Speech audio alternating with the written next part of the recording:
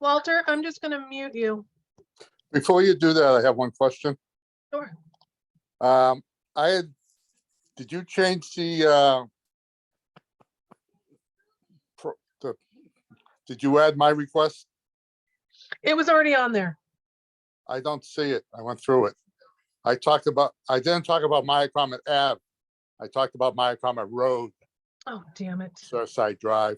I'm I just sorry. didn't know. I got it confused. Yeah, when I got the email back, I meant to call you, but Okay, I just didn't know.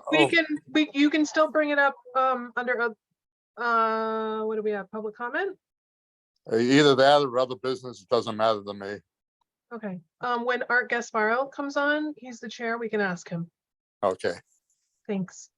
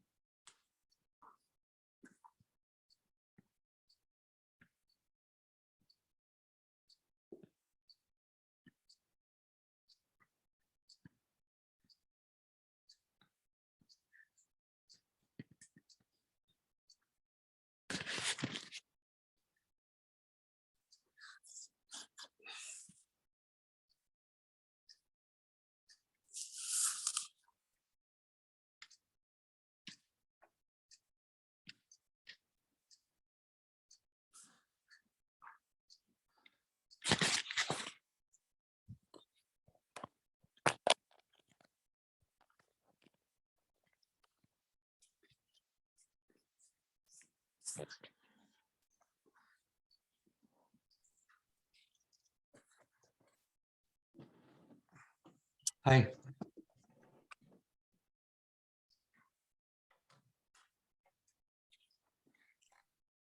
You're muted. Darn it. Having a whole I know, conversation. Hold By on. now, but I do it too. Hey, Ray. Walter Flaherty had asked for something to be on the agenda, and I thought I got it confused. I thought it was the Myacomet Ave Surfside Road thing, but it was something different. So I'm gonna let Walter ask his question of you real quick. Walter, you still there? Yes, I am. Hey, Walter. I was just wondering about an update. About a year ago, maybe a little longer, there was discussion about straightening out the intersection at Surfside Drive, Myacomet Road, and Surfside Road. I And think they that were all got deferred to planning. I'm 90% sure. I mean, it probably best to check with Andrew Vorse. oh, okay, because the last time I checked, they were waiting for a new transportation planner to come into office. And then I had not heard anything about that. Yeah, they since. have him, but I don't know how they're prioritizing projects over there, you know. Okay, I will check with Andrew Voice down at And planning. you know, Andrew is essentially directing the transportation planner. So Okay. All right, then. I will check with Andrew, but I'll probably just stay on the call until I get some information about Myacomet Ave. I saw that in the agenda. thanks, Walter. Thank you.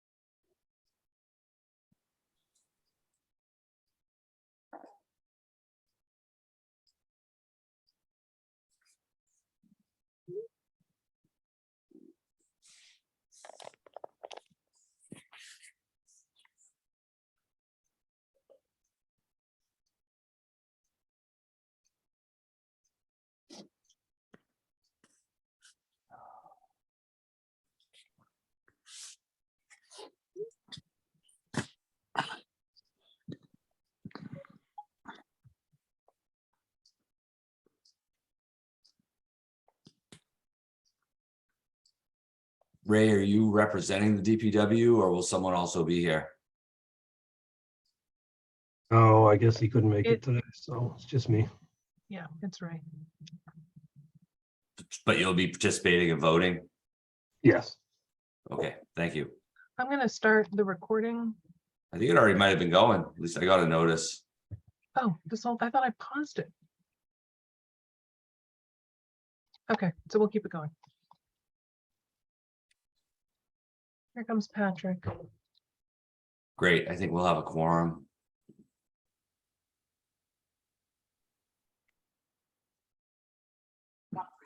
Oh, I'm not connected.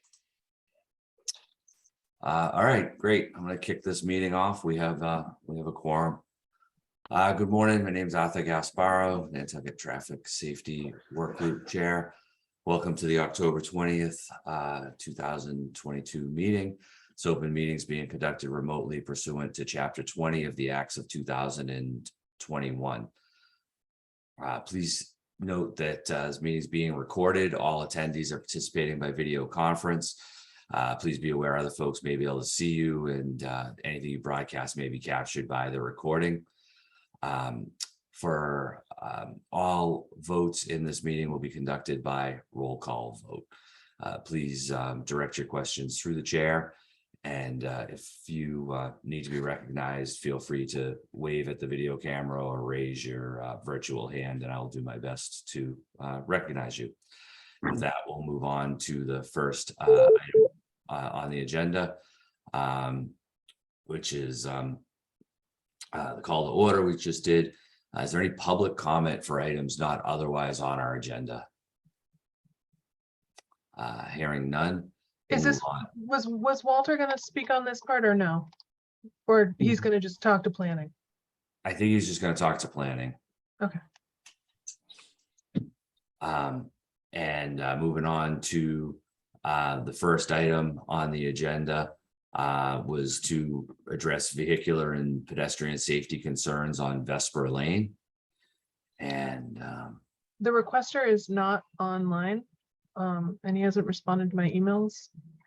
so let's just quickly go over this. And this was from Mr. Chase, who was concerned with no posted speed limit, and hoping for some 25-mile-an-hour signs, that the white lines are 12 inches from the curb.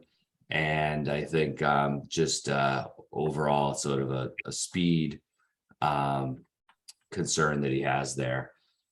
And I'll open it up for discussion.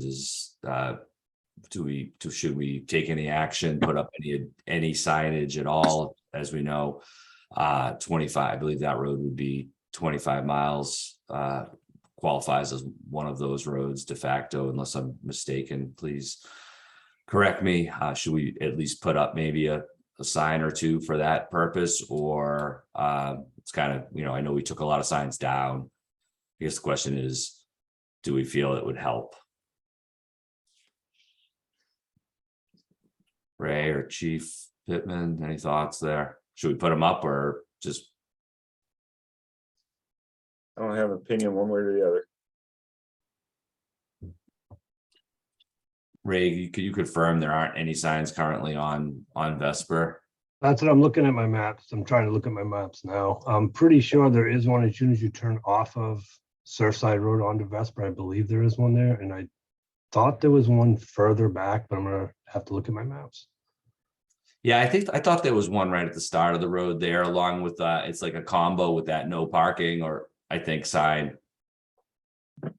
So maybe we would just I might suggest that we would confirm that there's currently a sign near the beginning of the southbound approach, and should we consider one sign on the northbound approach from Hummock Pond, and at least sort of covers that anyone that turned on from the major roads onto this street would theoretically be on notice that it's a 25-mile-an-hour zone.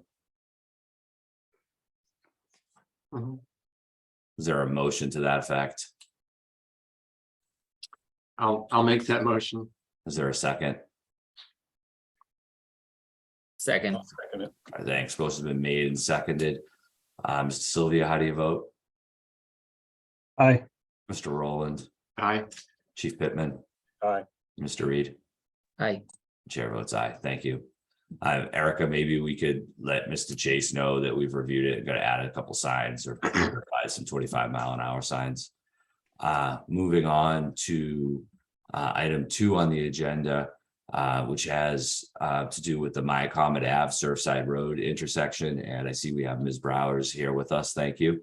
And thanks for taking an interest and, trying to help us sort of work through this area as well. Mr. Reed, could I turn this one over to you? I know you've done a little bit of work here. Sure, I'd be happy to kind of speak to it. I don't know if Ms. Browers had anything she'd want to address first. Would that be all right, Chair? Yeah, whichever way you two would like to go, we can. I'm happy to have you do your thing. Sure. Thanks. Erica, do you mind bringing up the This one? I just Yeah. brought it. Is that one? Cool. Yeah, just I think it's helpful to have some context here in terms of what's going on. You can see this is Myacomet and Surfside.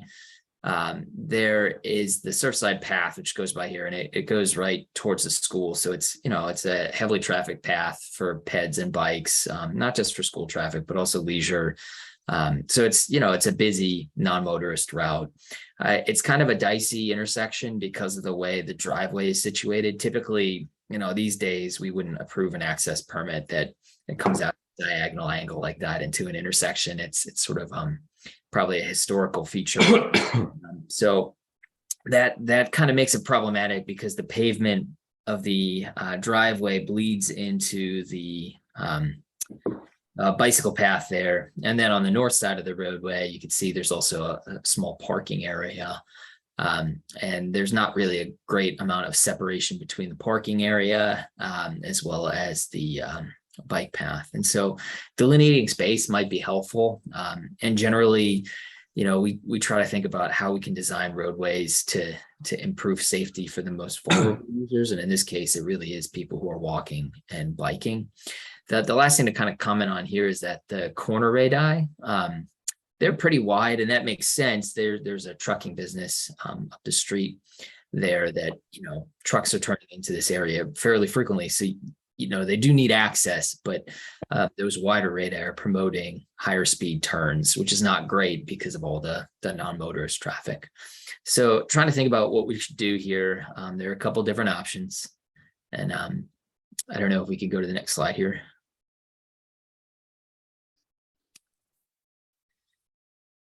So there's sort of a palette of options here, and I think I prepared this to get some feedback. I did receive a little bit of feedback from MassDOT when I kind of passed this off to their engineers. So in regard to the corner radii, you could do a corner wedge using these rubberized curving, essentially. It's sort of like a speed hump that you bolt in at an angle. You can add some markings in there, and this still allows the trucks to turn over the roadway, but it does force non-vehicles to sort of avoid the area and slow down, which is helpful for pedestrians and cyclists. The other thing we could consider is remarking the stops for vehicles and think about where the stop bar is located. And then finally, there's some options for hard separation. Generally, the feedback that I got from MassDOT is with these raised hard separation, like the painted Jersey barrier that you see, the weighted plantings, they prefer to have some sort of reflective surface on there. So that way, when trucks or vehicles are turning at night, these are more visible. But the idea here is that the hardened surfaces will delineate the space, slow movements down a little bit, and just ensure that pedestrians and cyclists have protection. The question on this one sort of becomes, where's the funding going to come from? I think the things like signage and markings, we can take care of that. When we look at the bolt-in rubber humps that could be used for the corner wedges, it could be the case that the MP and EDC could use some regional funds to support that effort. But I think I'll leave it at that and see if there's any feedback from the group. Thank you, Patrick. That's very helpful. Mr. Sylvia? Yeah, the only thing with those rubber speed humps is I always think about snow plowing. And there's no place you can't plow over those things. And those, I guarantee you, when the snow's on the ground and the first trucks are out, they're gonna start tearing up those ones right along the road, even by accident, because they're just not gonna see them. Yeah, I wonder, oh, sorry, Mr. Chair, if I may. No, go ahead.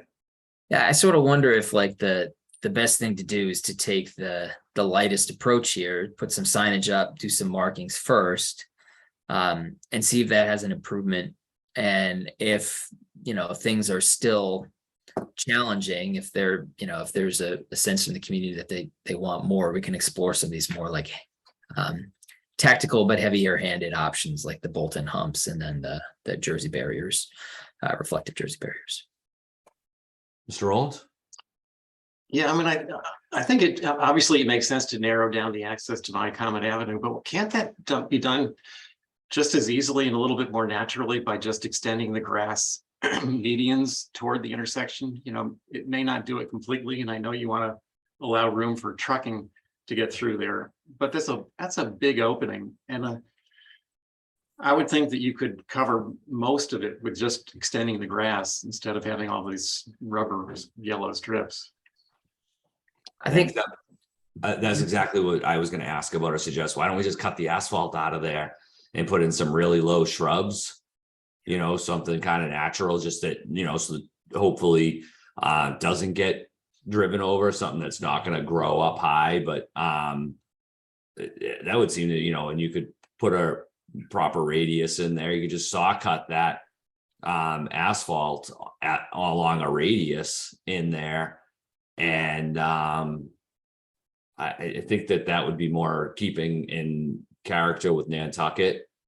That was just what I was wondering. Could I ask just to clarify? Yeah.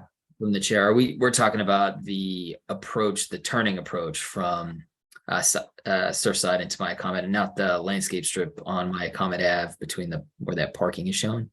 I think you could, we could, everything's open for discussion, but on your plan, what you have striped yellow, let me see if I can do this. I mean, what if we just cut the asphalt back? Yeah. Something like this. And then, if you ask me, I think it would also be helpful, the two areas that you have in here, why don't you just cut those out as well and go with the same, put some shrubs here and some shrubs here and be done with it. I think that makes sense. I think we'd want to check the property line situation is a little dicey near that little parking area. Yeah, over in here, perhaps that you might only be able to take out, but let's just say you could even take out 18 inches. Right. Just enough to, across right in there, if you were to do this over here, you could do that. You could always put a little split. I definitely wouldn't support the barriers. What about a split rail fence? Mm-hmm. Again, I think keeping sort of Nantucket, idea in here. And what split rail fence without doing this? Because it's just going to get plowed into, right? But if we were doing this part and then a section of split rail right here, probably a section of split rail right here, and then saw cut this asphalt, take it out, and do two planted areas. I think that makes a lot of sense.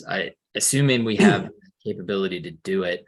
The other thing that we'd have to kind of check on is there are some catchment basins in the area. So we'd have to make sure that, we're not in a situation where we're altering the location of a catchment basin. Yeah, you got this one here, which I don't think would be a problem. Okay. Right? Or you pick up right at the edge of it, probably. Again, I agree, this isn't like, we're not going to completely be done with this today, but as a next concept, what if this kind of did that, Yeah. and then on the other side, right, so you're kind of doing the same thing in here. If everyone's sort of, you're kind of cutting that back like that. and then this piece here goes away. Anyway, that's sort of what I was thinking about. And I should have mentioned it to you the first time you showed me this. I was like, this is great. And then, honestly, I was like, well, wait a second. It's sort of my as I was reviewing the packet and preparing and thinking about it, I came up with the same thing crossed my mind. And I just figured we could all kind of kick that around here. Ms. Mooney? Before any action is taken, do we need to have any conversations with the owners of the adjacent properties like Miles Reese or the Thurstons or Yummy? I don't particularly think so if it's all within If the we're public within road the right of way? layout, but maybe we start with, as this is an iterative process. What if if Patrick was able to do a sketch, same kind of sketch like he's doing, not engineered plans, the same sort of, one more time to come up with the next concept. And then we could look at that and decide, whether it's going to require a little bit more work in terms of whether, through planning or what have you, whether we need to have a little bit more formal of a plan done through DPW. Is it something that could be undertaken given using the existing paving contract, for example, or a contractor like that? But I would think that, again, let's maybe tighten up a sketch if you were able. Again, just kind of like what you have here, not not hopefully putting a whole bunch of work on your plate and then deciding where it goes from there. Ms. Mooney? I just wanted to point out that the third sewer force main project is going to be coming through there. So I would urge no work to be done until that force main work is done, because it'll all get ripped up. Well, okay. And then maybe we can incorporate the design when they restore the area.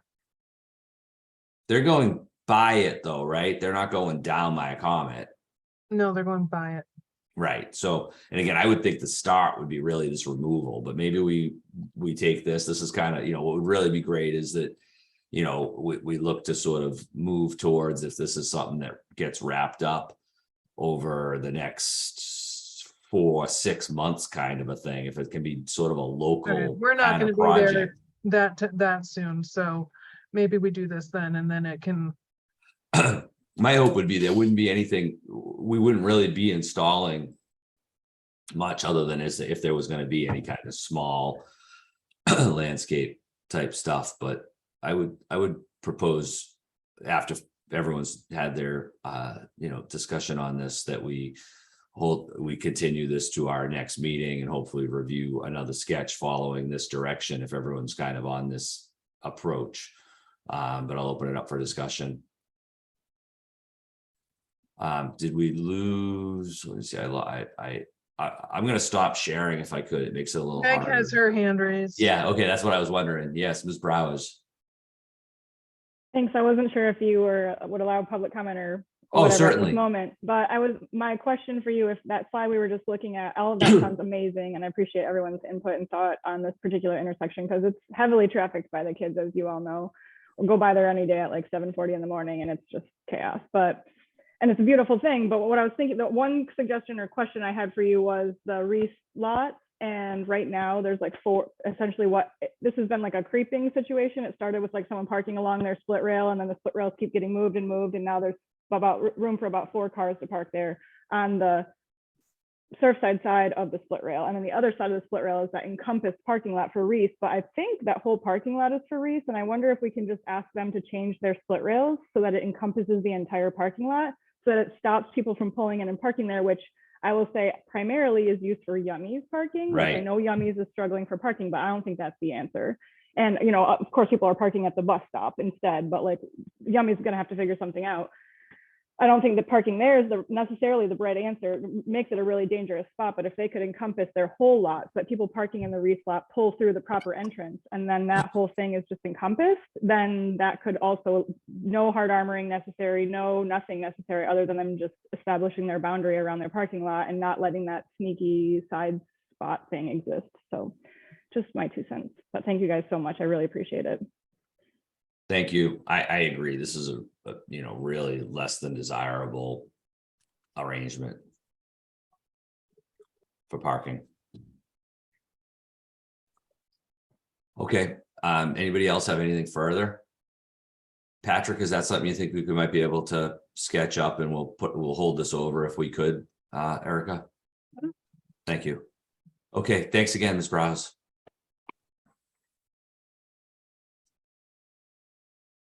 Moving on to, I printed my agenda so I wouldn't have to scroll. Request for the reversal of no parking on the south side of Coffin Street, which we had held over from the last meeting. And we have Mr. Foreman here. Yep, and I just wanted to note that I had included the follow-up email from Mr. Foreman, as well as an email from Lynn Filipsky, who's the Wisconsin Civic Association chair, who voiced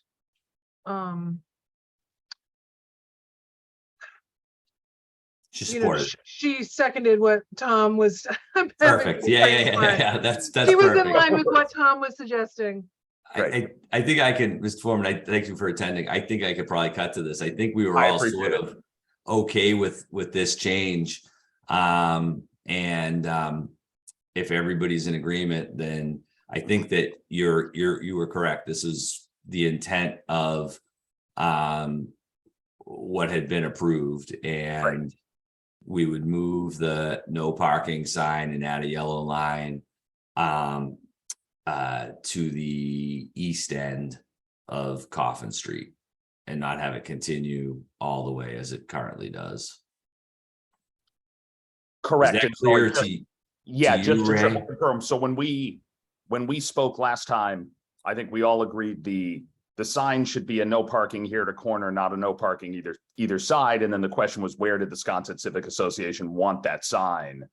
We suggested sort of to the east side of our driveway at 6 Coffin. You had thought the Civic Association wanted it further up the street. You gave me the homework of checking with them, and we all see it the same way, right? Sort of either where it is right now, or if you wanted to scooch it up closer to our driveway, that would be fine, but not further up the street to eliminate still more parking.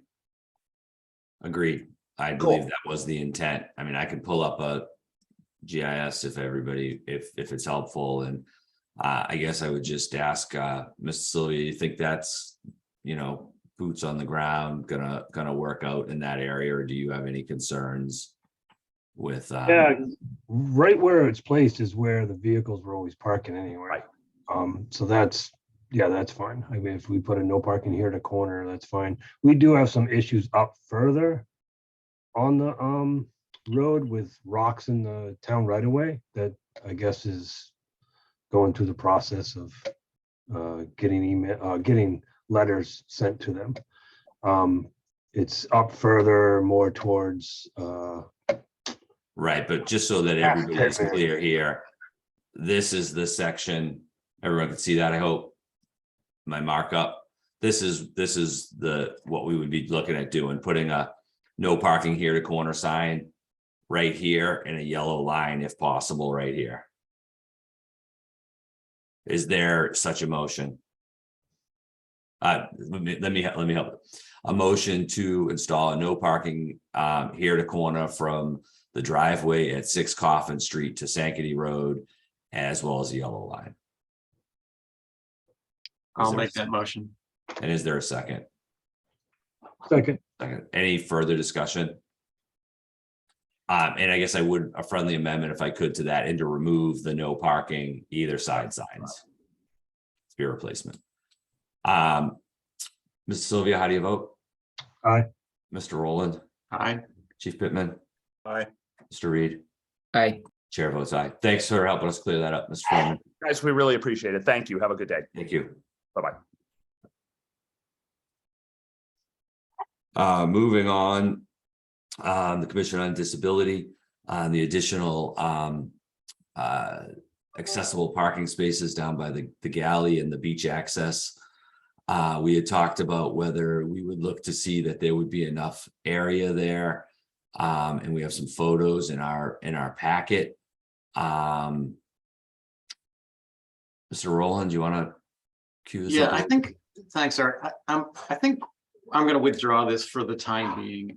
In the beginning of the summer, there was only one space that was marked, and we were hearing some concerns from people that there just wasn't enough disabled parking in the area. And once the second sign went in, I don't remember if we've heard much else after that. So I think let's just take this off the agenda for now. And if it comes up in the future, we'll bring it back. But I think we can disregard it at the moment. Thanks. Does that, does everybody agree? All right, we'll consider that by unanimous consent. And then next to review request to eliminate signs on York Street close to Old Mill Street.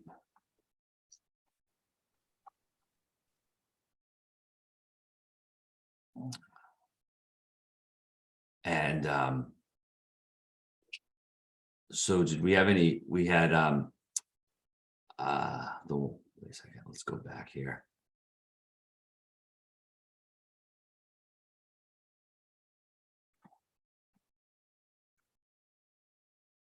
That was me, if you're looking. Yeah, go ahead, Mr. thank you. Petrasa. Yeah, it's Rich Pietrofeza, sorry, I live at 42 York Street.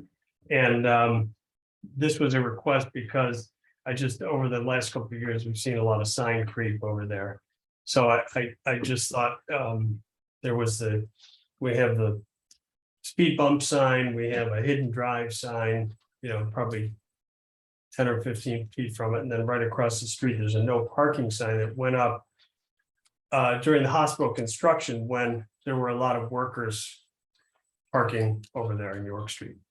The no parking is probably taking care of it. Yeah, there you go. So that's the one side of the street. So I think and then that's the no parking sign. That's almost taken care of itself because the historic land is growing back into where folks were parking. So, you know, I think if that grows in further, then maybe we can revisit taking that sign down. This one, I think at the last meeting, we talked about taking the speed hump sign and putting it where the blind drive sign is. Yeah. Right. And then eliminating one post. I think we were gonna have a look at it. I mean, that one of the things we wanted to double check was whether there was a specified distance from the speed hump to the sign. But it seems to me that would make a lot of sense to just move this sign to this post.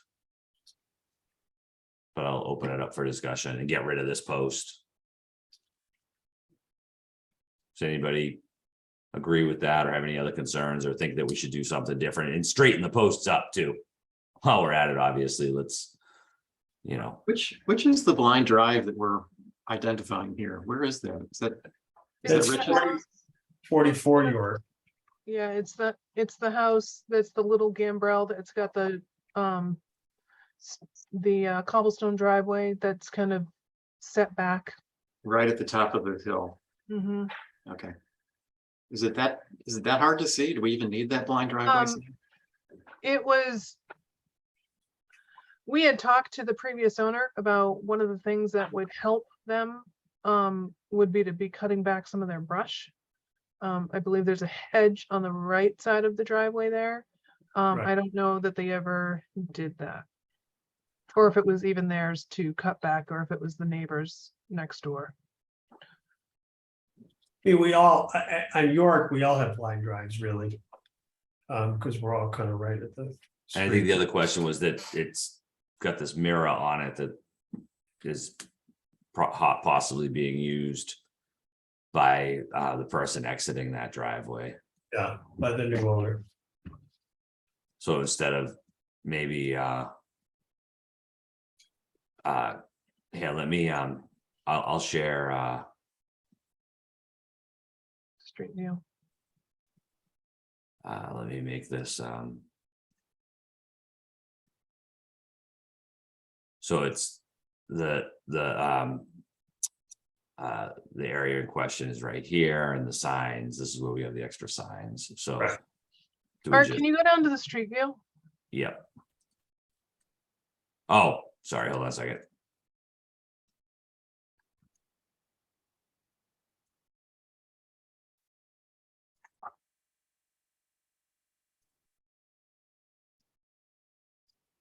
Perfect. it's right there for them to have a better visibility coming out of their driveway. Right, which like, if we don't, I could see where that mirror might be helpful with the structure right there. I don't know, it's that part, the view isn't so much the hedge here as it is who's coming up the hill. This makes a lot of sense to me to take this sign, put it here.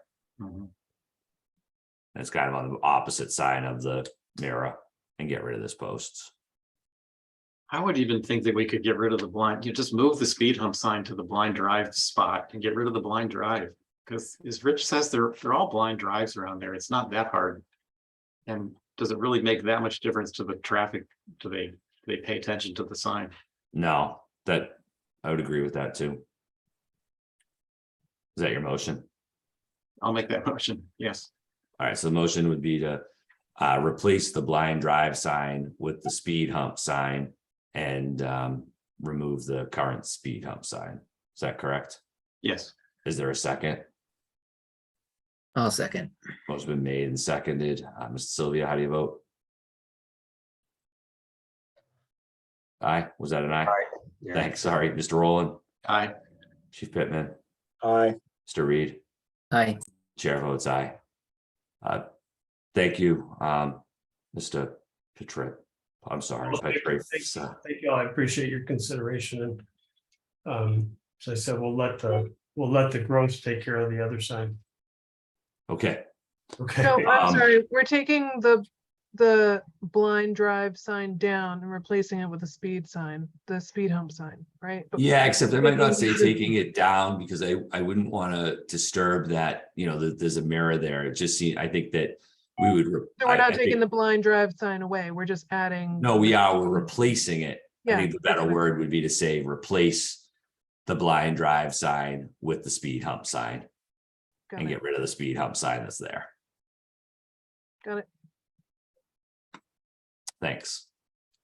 Thank you all very And much. Erica, is that is that something DPW Ray could just have on his list, or do you want Libby to review that? I'm He sure. could just do that, right? Thanks, Ray. Can you add that to your pile? Thanks. Okay.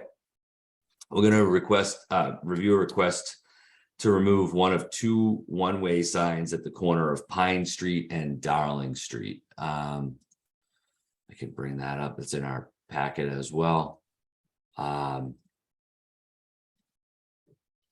So that's right here. You've got two one-way signs, which I agree does seem a little redundant. And the homeowner wants the sign in front. They of his want, yeah, house this one removed. out. The question is, does what would be the work group's recommendation? My sense is that, go ahead, Ray. Yeah, I told Erica this earlier. I'm actually been doing signs for 30 years and I didn't even know that second one was there.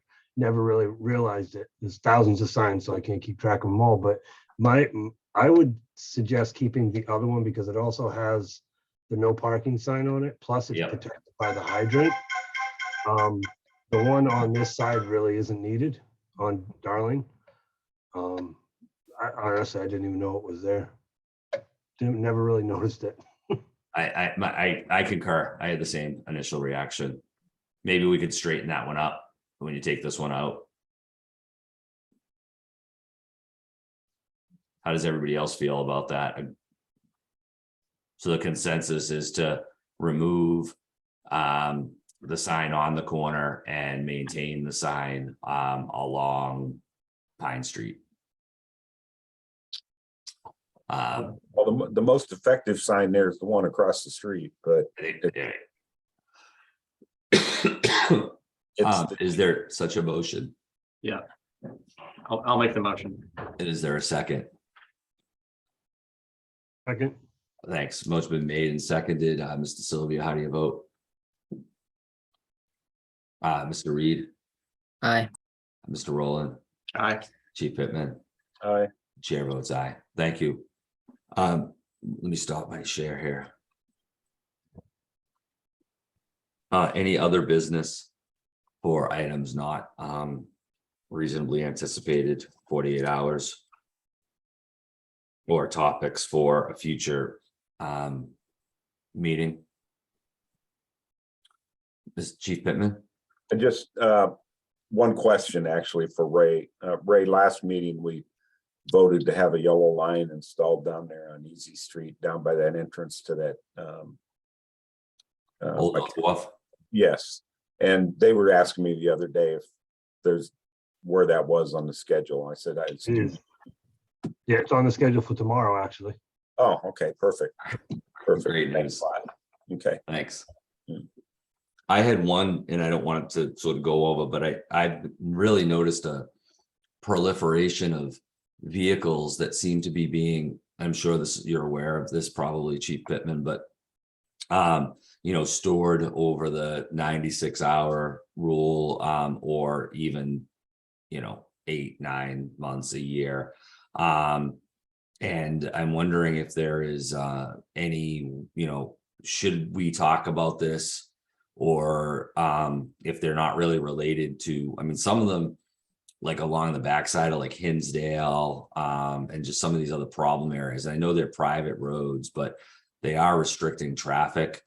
And honestly, I think some of them are frankly abandoned. You know, is there anything we can sort of do about that? I know we've had some discussion on over the years, and there's some distinction between private ways and public ways, but my understanding was that we could do something if it was a private way, generally used by the public. Was there anything we can, how would we start that process? Or if we noticed that there were, you know, these vehicles, and I'm talking, some of them are, you know, these aren't 96 hours, these are going on a year or more, with, you know, weeds growing out of the hoods and that sort of stuff. Yeah, well, let me look here. I'm not sure that we have the authority to enforce the 96 hours on private property. I remember, Chief, when we were getting complaints about people parking on smooth hummocks over by Cisco Brewery, and I thought we had told them that without an agreement from the adjacent private property owners, we couldn't ticket and enforce. Right. I don't know if that's still the same case. Yeah, I mean, this is a little different because it's storing, but I got to try to find this section here too. I think it's in 12. I mean, I hate to see these become the town's burden, but also I'm wondering if it could be done through the police, if they may be able to be a way that ultimately, you know, it goes back to the vehicle owner at some point, because it just doesn't seem right that people could just leave Do they have island. plates, Art? Some of them do. Some of them don't. That's one area I've noticed, but I could tell you a handful, I mean, or more. I didn't want to like call them into the police. I thought it might be something that we should talk about, because it just doesn't seem right that people could just leave a vehicle on the side of any road and just walk away from the island. Well, I mean, the abutters or the owners of the property can have it towed. See, there's the issue. If there's no clear owner, if it's abandoned, then the town pays for it. And I've got a budget of $1,000 for all towing all year. So we're pretty judicious about what we tow. And on top of that, once we tell the tow companies it's an abandoned vehicle, most of the time, unless it's a shiny new Cadillac, they don't want it because it just sits on their lot, which they have no room to store vehicles. So that's why we can't tow a lot of them. A lot of them can't be towed, or, you know, they'll do a private property tow as long as the private property owner says, I'll pay for it, and they pay for the tow, that kind of thing. But it's really I can't find the rule right now, the 96-hour one. So, but I'm pretty sure it only applies on town-owned roads, and parking lots and things like that.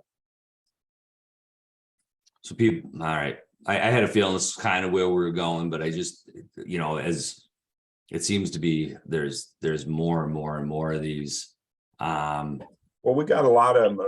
Probably the most analogous was years ago, we had a problem out on Essex Road. And a lot of people would leave cars there for extended periods of time, especially in the winter. And the private section of it, you know, we told the neighborhood, you as the neighborhood association that has control over the road can have it towed. The problem comes up when you got these abutters roads that, you know, everybody that fronts it owns a little piece of it. But you know, there's nothing to stop them from calling the police. We'll see if we can identify the owner and let them know who it is, that kind of thing. But there's no guarantee we'd be able to tow it. Yeah, I mean, all right, if that's what you want me to do. Yeah. Maybe just take a ride along there, because I mean, I'll share the screen real quick, and I know this is a additional item. Welcome, Chief Cranston. Good morning. Sorry for my tardiness. Thanks for having me. No, thanks for letting us know. We're just at the end of the agenda on other business, having a brief discussion about vehicles along sort of left periods along the side of the roads. And you know, like Hinsdale, for example, this is a 2019 photo. You see all these vehicles all along here. Some of the same vehicles are still apparent in the 2021. You know, they've been there for going on a couple of years. Just doesn't, I mean, we got to, you know, and the abutting property owner here is the land bank. So maybe that would be an alternative. I mean, you know, given that it's them, but then the other property owners here are all of these, you know, and this is the backside of there. They're not gonna, they don't care. They're not, you know, this is Milestone. I shouldn't say they don't care. It's likely not of concern. You know, they come in through Milestone Crossing and probably don't, you know, sort of see everything that's going on back here. But there is, it's, you know, it's a single lane, hard to pass. There's you know, the area's become extremely dense. So, and more than that, I mean, we can't just have vehicles sitting in, this is the wellhead protection zone, just left for until all the fluids leak out. So I just found that statute. It says public way, so that we could enforce that on that, because a public way is defined as any road that public has right of access to.